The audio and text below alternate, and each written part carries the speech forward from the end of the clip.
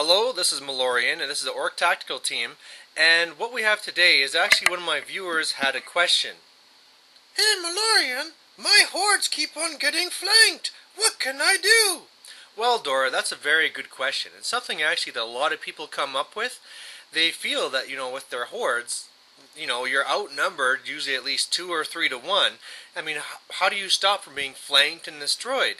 What do you do, Dora? Oh, I just run up the board and get destroyed. Well, I think I know that's your problem then now, isn't it? How about your units? Do you keep them together? No, I just run around into terrain and get destroyed. Well, aren't you a frickin' idiot? Getting back to something more serious, this is kind of how I kind of feel when I hear this stuff over and over again from different sources. And really what this comes from is that when you think out of it outside, the gaming realm and in by itself, and you think, man, you got one unit versus 2 units. How am I going to not have this unit flank me and destroy me? Because back in 7th, that's how it worked. If you had more units, you usually won the game because you could control the movement phase and destroy them. Now, unfortunately, when you go and you expand this to a full game, that's not how this works. If you look at my orcs and goblins that have, 5 to 7 hordes, I'm going from board edge to board edge. You are not going to flank me. And the main reasons for that is that either I'm being protected by one unit being beside the other unit and covering those flanks, or the board edge is covering my flank. Now, unfortunately, not all armies have that same benefit. Let's take a look at Lizardmen, where they might just have 2 or 3 hordes. In particular, the one that I'm dealing with the person that asked this question lately, they're going to have 2 Hordosaurus, 1 horde of Temple Guard. Really strong build, but again, you're going to be vastly outnumbered. So, the worst thing you can do, of course, is, okay, I'll put my Saurus here, my Temple Guard here, another Saurus here, and I'll just run up and I'll let my stuff get destroyed. No, you're not going to do that. You're going to put your 3 units together, and already the thing you have to remember is that once you put those units together, that's already going to be some of your flanks you're protecting, and you also have to keep in mind the amount of area this already takes up. 3 hordes of 25 mil bases is going to take up roughly half the board. So you already have this big chunk, and you're only going to be having these 2 flanks. Take that big chunk, shift it to one side, so you're only taking up half the board, and all of a sudden, you only have 1 flank to worry about, because the other one is now being protected by the board edge. Now, as far as dealing with this flank, there's different ways you can do it. First of all, if you're playing on a board that has some impassable terrain somewhere in it, you can be using that to your advantage. So if you got this impassable terrain here, well then that's wonderful. Your 3 hordes move up, bam, bam, bam, no flanks presented, and unless they have something really fast that can go all the way around and get to a rear, they have no choice, right? They're going to have to just take it on the head or run away. The other way you can do it is castling. And what castling is basically you're going to be making an arc.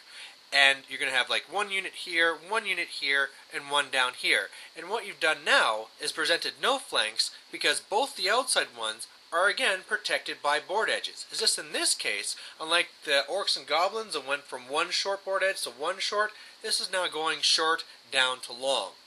Now, the negative of this one is the fact that this part here is pretty much stuck in place, and you're just kind of hoping that that arc can swing out like this. So this has to be your most solid hordes that aren't going to break, and these have to be your most offensive, and you're just going to swing like that.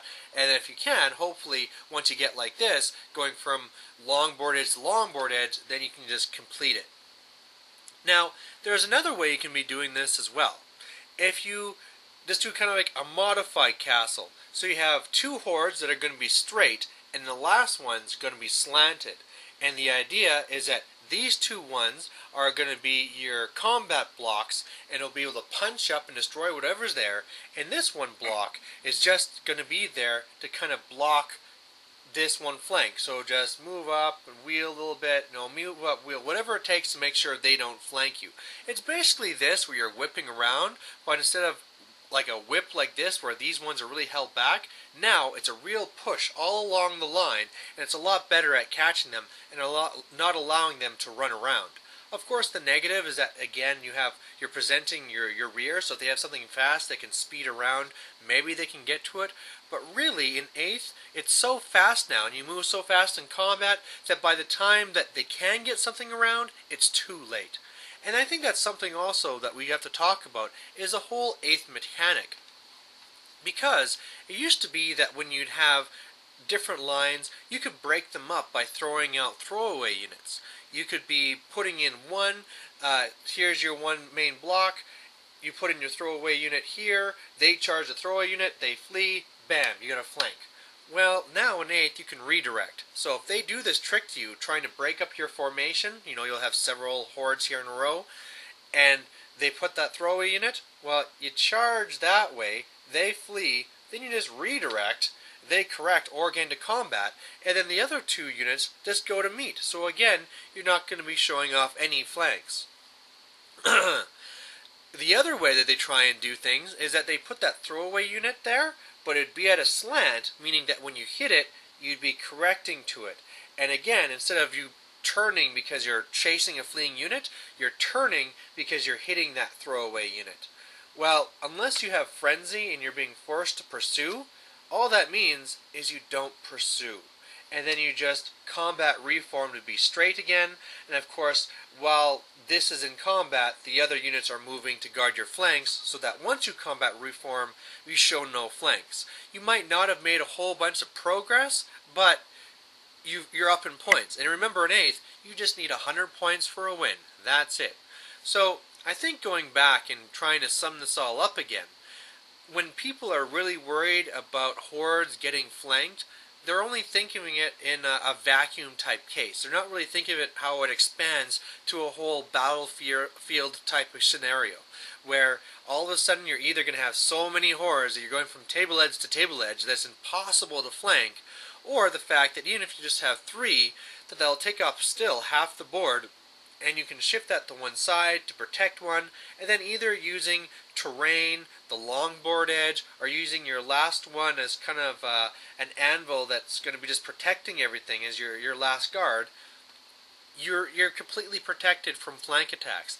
And you're just going to steamroller and get up there and destroy everything.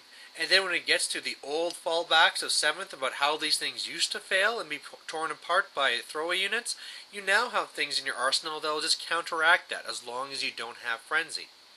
Now, I think the last thing that I should throw in here too is that when we're looking at the case of 1, 2, 3 units, the one worry you might have is that, well, isn't all of this attacking this one unit and that this is your real weak point? And really, there's 2 ways that this is not completely true. One, all these units, it's not like they can all engage at the same time. This isn't like 40k where all these units over here just all aim their guns and they all shoot. Well, no, they're going to need to try and engage and get in combat. So they're going to be getting bogged down, trying to get into you. When they actually do charge, there's only so much room to charge you. So you're really not going to be dealing with that many units. The other thing you have going for you is that means you can make this your strongest unit. So if you're playing an army like Lizardmen with the Lore Life, where you have to pick which one am I going to be giving toughness 8 source, to, well, obviously that's going to be this one over here, right? These hordes are already built to beat things on a one-on-one basis, and then this one that's probably going to be tag team is going to be made your strong one. And then who cares what happens, right? Oh, I get 2 charges in the front and 1 in the rear. Whatever, right? You killed 2 guys because I'm toughness 8. I killed several of you. I win combat, and now you're all fleeing or whatever, right? I've beaten you. Your whole thing fails. So the whole fact that they're concentrating on one unit, you're making it your advantage because your magic is focused on only one unit. So there you have it. That's the way to protect your hordes. Really, it might seem when you think of it on a one-on-one point case basis that there's really easy to flank, but really when you got a wise general using them, it's very, very difficult. So there you have it. Thanks for watching. Bye.